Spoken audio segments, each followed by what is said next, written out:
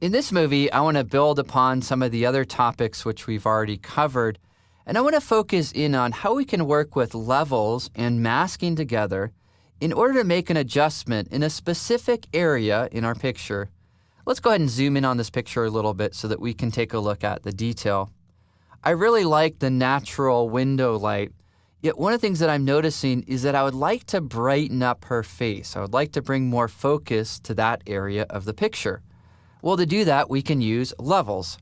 Let's click on the levels icon here.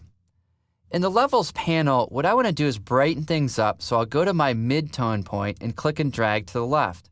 We can see that's brightening up the face here, but it's also brightening up the curtain and other elements as well. Well, whenever you brighten something, you almost always need to add a little bit of black as well, so go ahead and click and drag this to the right too. Next, what I want to do is limit the adjustment just to the face. To do that, we can use the built-in mask. All of these adjustment layers, they come with a built-in mask.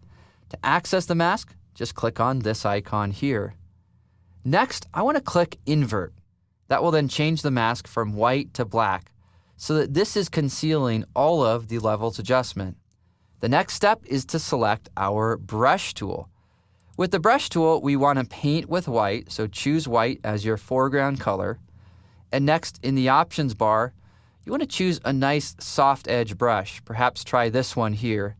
Go ahead and increase the size a little bit so that you can then paint on the area of the face. Next step, you may want to decrease the opacity of your brush. Typically with masking and painting in light, you want to start with something less than 100%. Well, next step is going to be to just click and paint across the image in this area. And the great thing about this is because we're painting with this nice low opacity, it kind of has this soft feel which matches the overall lighting and mood effect in this photograph. And here I'm just painting back and forth and kind of building up this effect here in this part of the image. I also might paint in a couple other areas around where I'm working, and I want to do that just so that the light all kind of matches together so that it feels cohesive. With this simple levels adjustment, let's go ahead and take a look at our progress.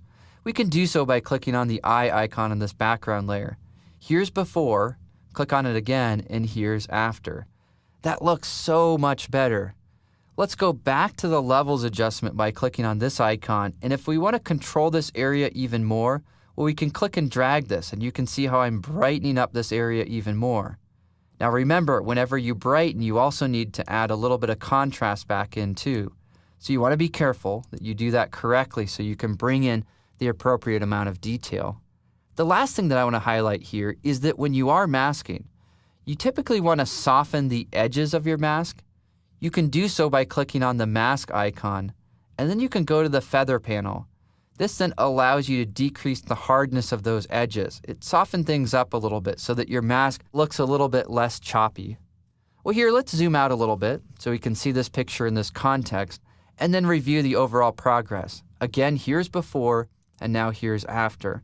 We have this really nice, subtle, beautiful adjustment that we've made simply by modifying the levels and then by using a mask and painting into that mask where we want this adjustment to be applied.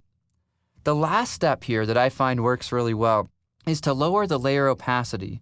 You want to do this kind of like you would do if you were tuning an instrument, just to find just the right sweet spot for this. Sometimes it's just nice to have this a little bit less than 100% so that it's subtle, it's realistic, so that the viewer is going to focus in on the subject rather than on your adjustment. Well, after having made that final adjustment, one more view, here we have it, our before and now our after.